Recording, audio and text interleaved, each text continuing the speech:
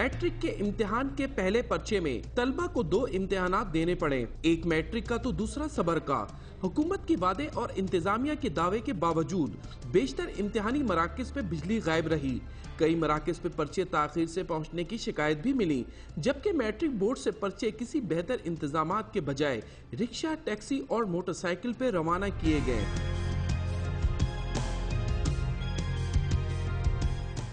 Chairman matric board ने तमाम इम्तिहानी मराकज को पाबंद किया कि इम्तिहान के दौरान स्कूल में जनरेटर का बंदोबस्त किया जाए। ताहम सिर्फ बिजली ही मसला नहीं, बल्कि तलबा पानी की अदम दस्तयाबी से भी परेशान नजर आए। जहां तलबा को मुश्किलात का सामना करना पड़ा, वहीं बेशतर स्कूलों में तालबात के साथ आने वाले वालिदैन के बैठने के लिए कोई जगह नहीं मिली, जिसके बाइस शदीद गर्मी में वालिदैन सड़कों पे बैठे रहे।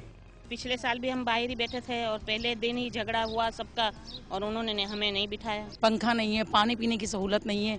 अब वो जिन्होंने धान की हैं, लेकिन उसकी सजा तो सबको मिल रही है ना। यहाँ रोडों पे माएँ ख्वार हो रही हैं।